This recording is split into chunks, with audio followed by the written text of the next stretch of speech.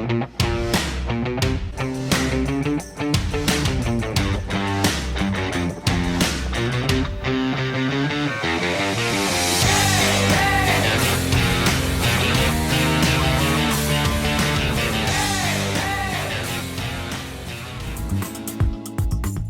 Rosie and Bill Show wish to thank our primary sponsors. The Malin Agency, located in Springfield, PA, where they take pride in exceeding expectations every time. The Roselli Agency.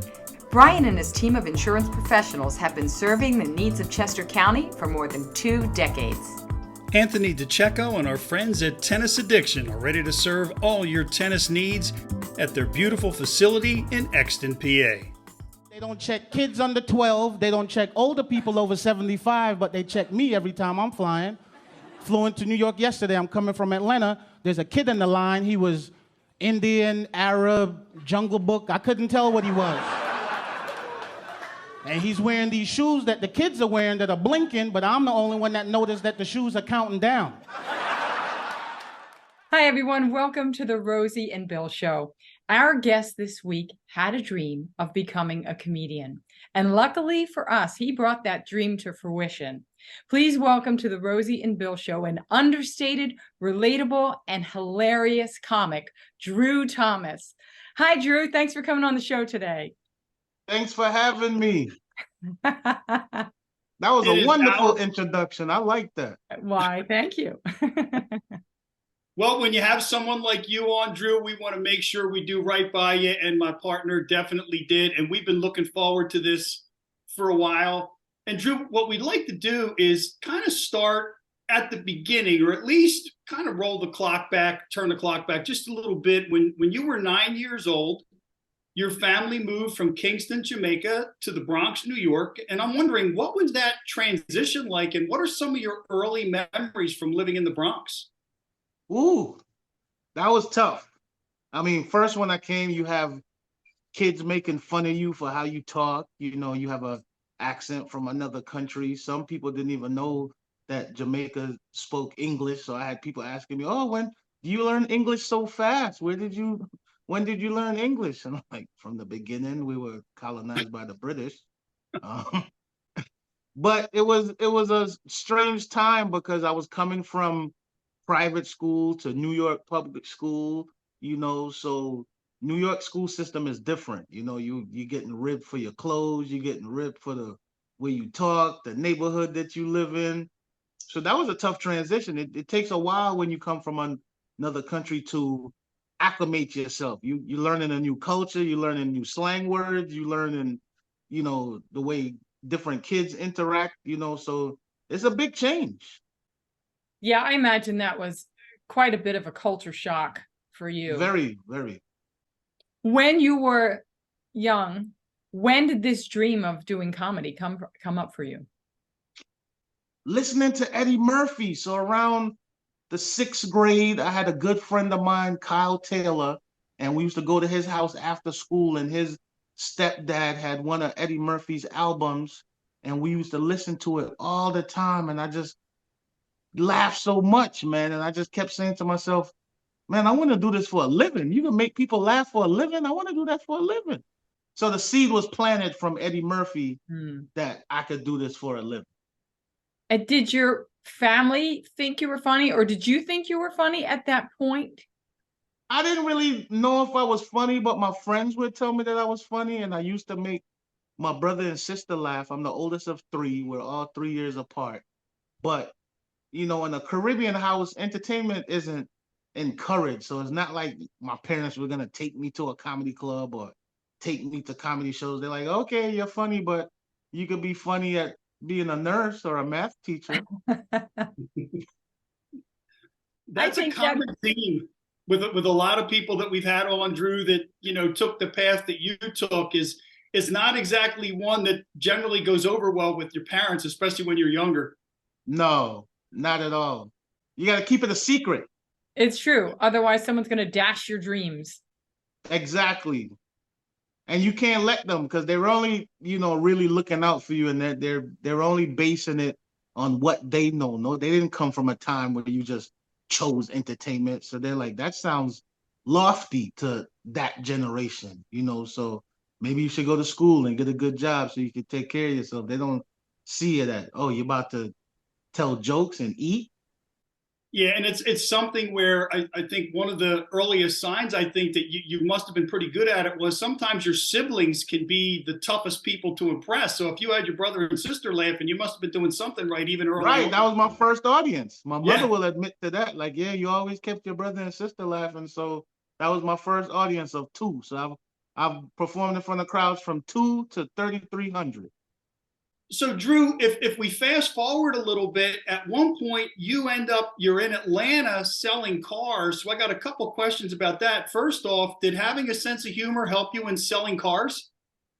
It did, because it helped you to break the ice with customers. Customers come on the lot, they're defensive. They see a car salesman as a villain, and I'm tall, I'm 6'4", so comedy or humor would help break the ice with bringing when greeting people on the lot, especially with couples, because you're talking to the wife because you know the car is for her, but the husband is the one buying it, but he feels that you're giving his wife attention, so you have to bring him in also. And so it was I think that was the final stage of preparing me to be on stage, was selling cars, because I sold Toyotas and I got to speak to everybody. I mean, Toyota product ranges from a Tercel to a Land Cruiser, and that's a wide range of customer.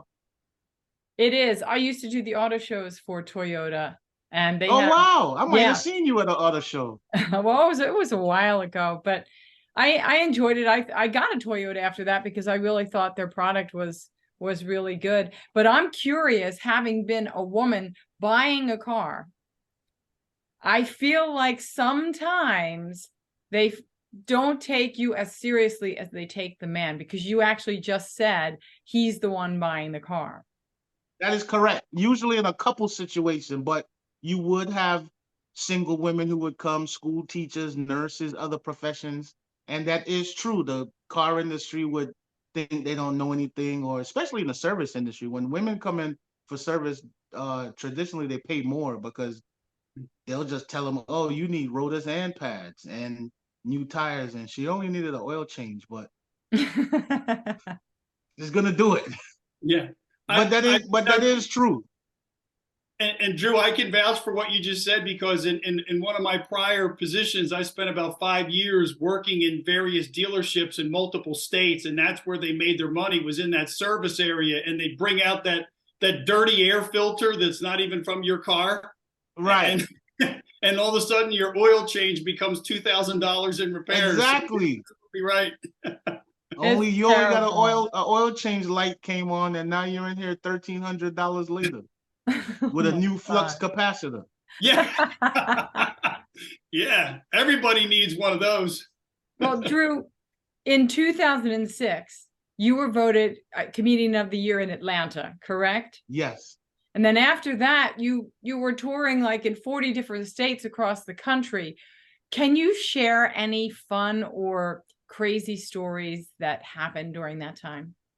I have a good story. So I'm doing a lot of colleges during that time, and I'm staying at a hotel one day. I had an extra day off, and I noticed that the housekeeper was from South America or Central America, somewhere there.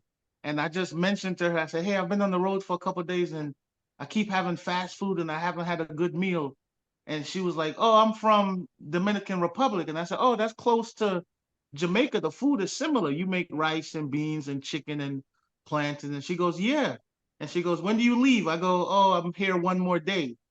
And this housekeeper went home and cooked all these things and brought it back to the hotel in her own personal dishes and left them at the front for me. And me and a buddy of mine that was traveling, we ate the food and I washed all her dishes and packed them back up and left them back for her. And I was like, that is the nicest thing anybody has ever done in my 20 years of traveling. Oh my I need gosh. to find that lady, thank her. Yeah. Oh, you didn't get to thank her? I didn't get to thank her because the day when she brought the food when I was leaving, she was off. Oh my gosh. Well, what were you hoping for when you asked her all those questions? Did you want her to make you I something? was hoping that she might have cooked it because I'm like, maybe she'll I could get a home cooked meal. But I was like, it was kind of a reach because I mean it's the housekeeper of a hotel. I didn't, and then she was like, okay, I'll do it. I'll bring it tomorrow. And I was like, okay. Wow. You figure just in general, how many people in this world say they're going to do something and then actually do it? Like that's rare. That's exactly right. That's exactly right. People all the time say, come over, but they don't mean it. No, absolutely. That's fantastic. And that meal, after being on all that fast food, that must have made it taste even all that more delicious. Oh, it was excellent. She made all the fixings.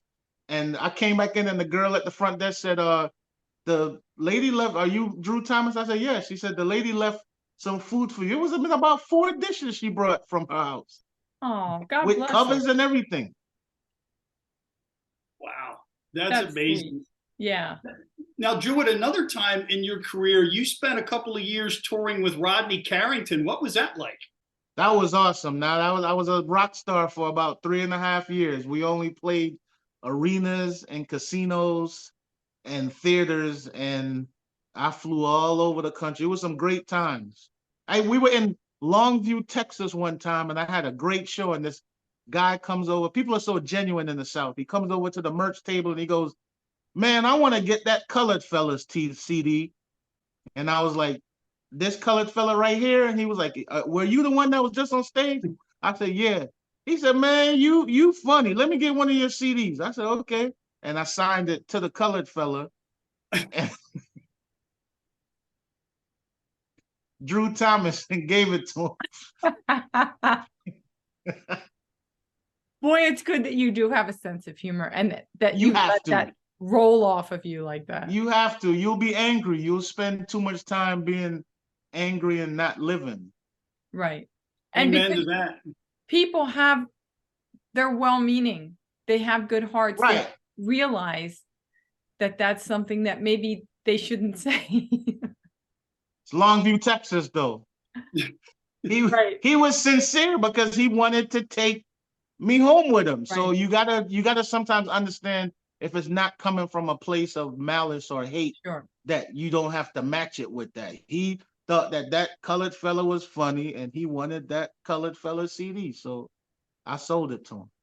Oh, that's sweet. Drew, you are funny. And like I said in the intro, one of the things that I love about your comedy is you make it look so easy to be simple.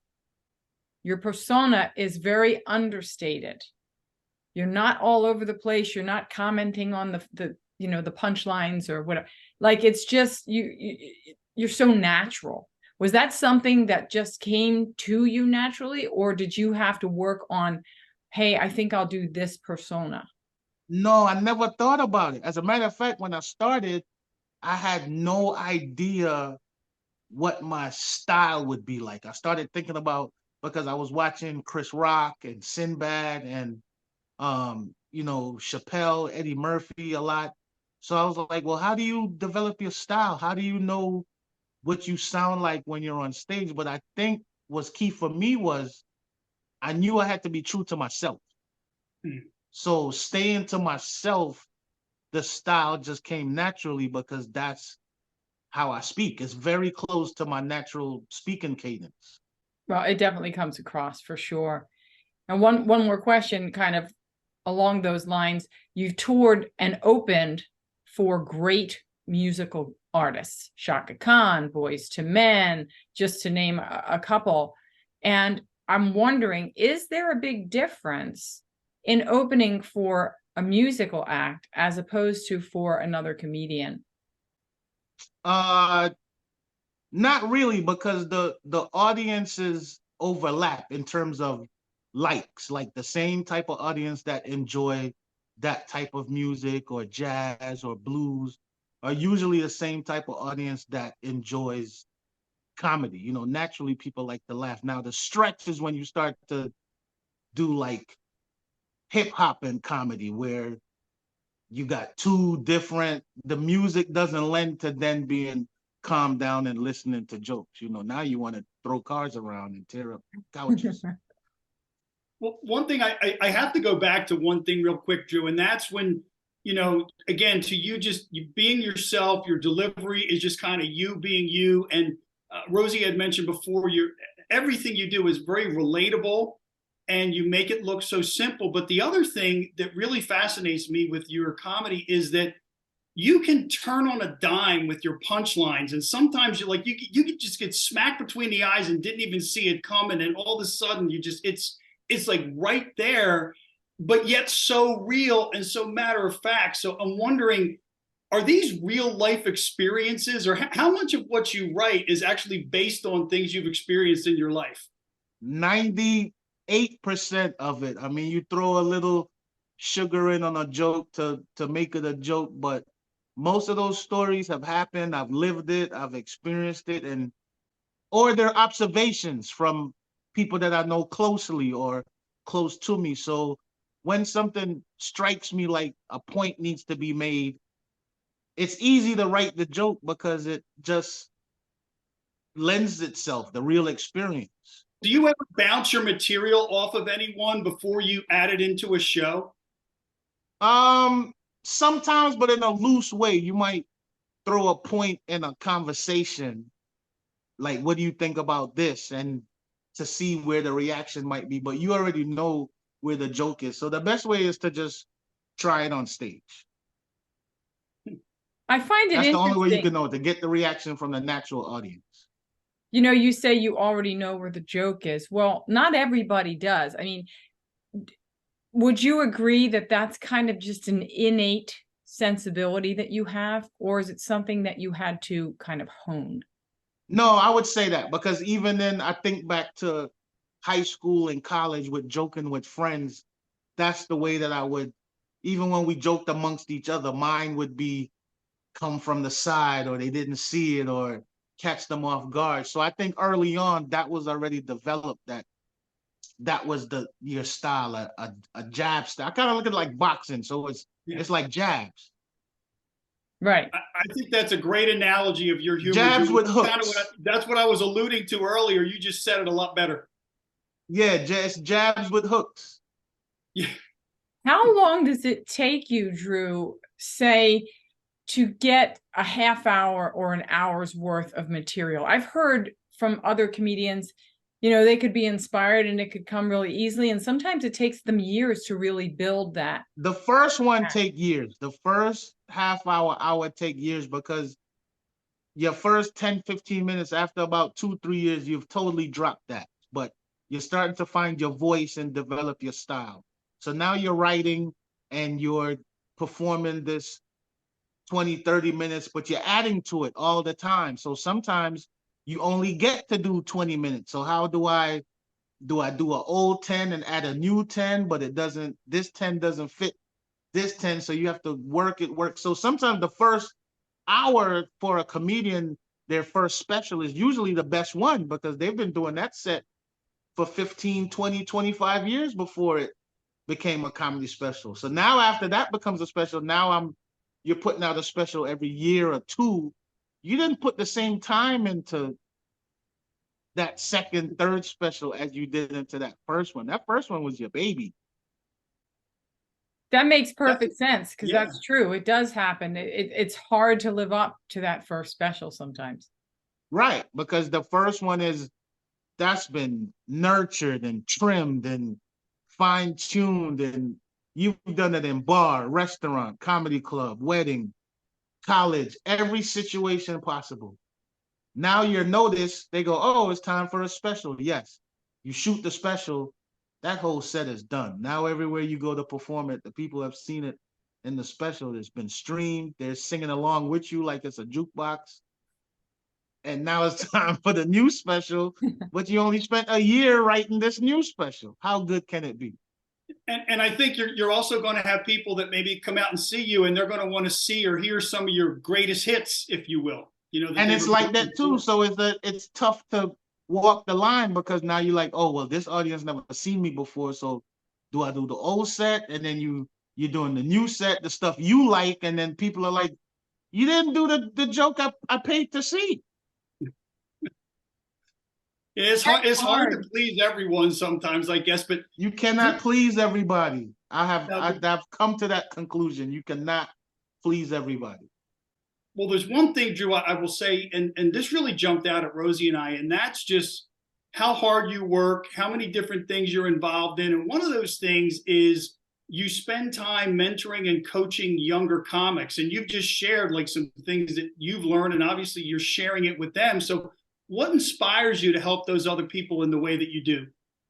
I think being the oldest, I'm just a natural big brother leader type. You know, I was a math tutor in high school, math tutor in college. I tutored some of my sister's friends in high school. So I tutored in college when I went back to get my degree in theater. So I think naturally I'm just a teacher. So sometimes you just, in comedy, you come along and it's like basketball. You see somebody with potential and you go, hey, maybe I could pull that guy to the side and give him a tip or two. Did you really get called to pick up a girlfriend's kid at school after 2 dates? Yes, I did. It happened when I was selling cars. The phone rang. I pick up the phone. They were like, is this Drew time? I said, yes. They said, this is Marbert Elementary. And I'm like, okay.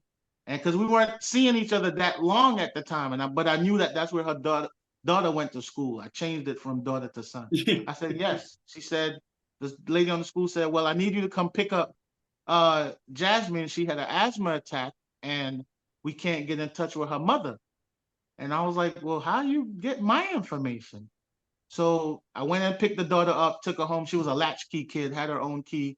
And then I finally got her mother on the phone and I was like, the school called me to go pick up Jasmine. They said they couldn't get in touch with you. Oh, I knew that you were responsible. So I put your name on the list, but I didn't get around to telling you. So she didn't think there was going to be an emergency between the time of putting my name on the list and not informing me that my name was on the list. And then there was an emergency. That had to be surreal. How long did that relationship last? Not much longer after that.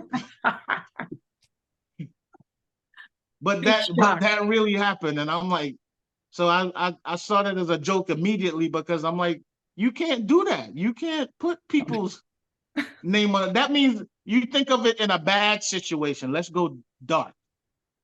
What if I had known my name was on the list and I wasn't a good person? I now have authority to go and get your child from school and drive off with them.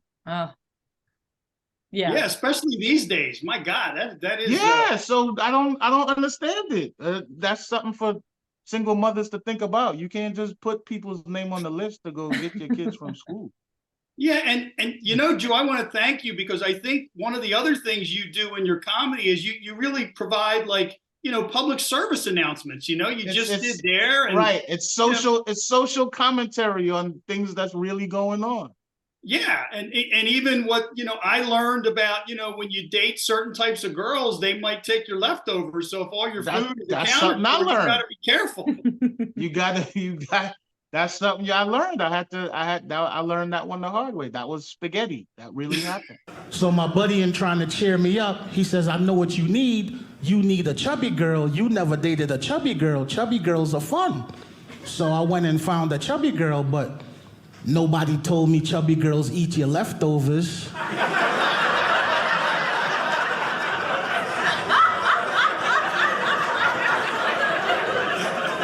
And I wasn't prepared for that. I don't have extra meals like that. I'm on a budget. All my meals are spoken for.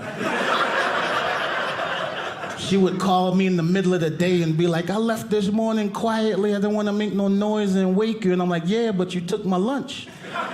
And you were going to have that for breakfast when you woke up. I was going to have it for lunch. What made me notice was my Tupperware container was missing. And it was one of the bigger Tupperware containers. And then I went to the fridge. I noticed that the Tupperware container was missing first. And I was like, why would you just take an empty Tupperware container? Then when I looked in the spaghetti pot, the whole middle was missing. No, that's just bizarre right there. Just, you're going to go to someone's house, take a Tupperware container, and then take their food home with you. Not even eat it there. And take it with you for lunch. That is crazy.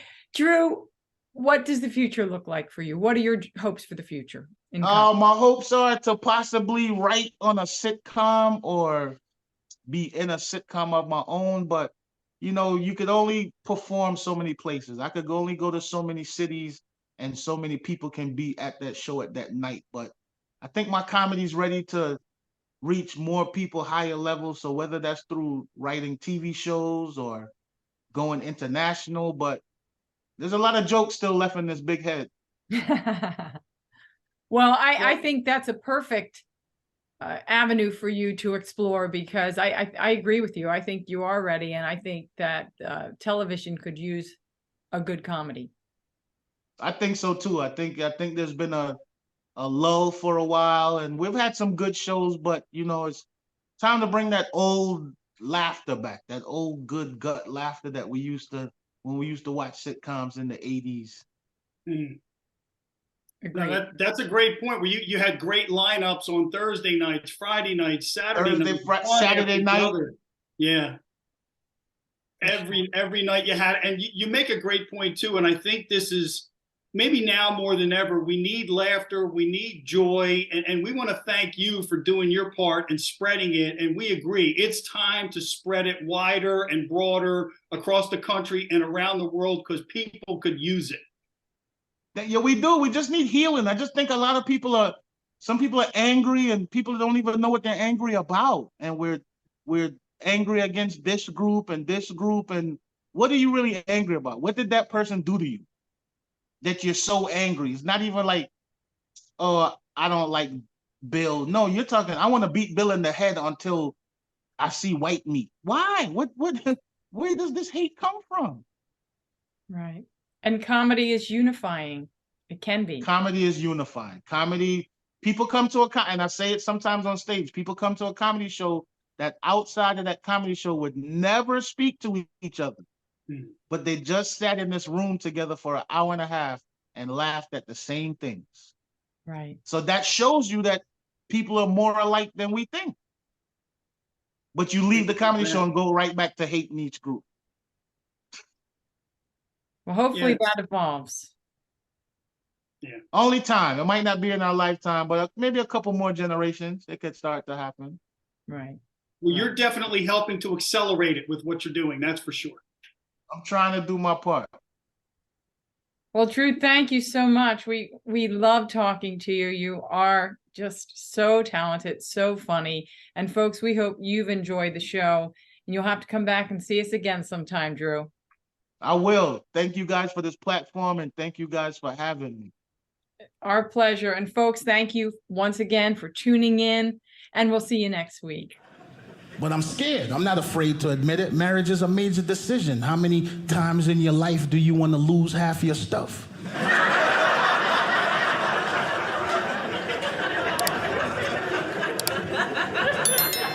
And I'll share with you what scares me the most. What scares me the most about marriage is the fact that men and women don't even look at marriage the same way.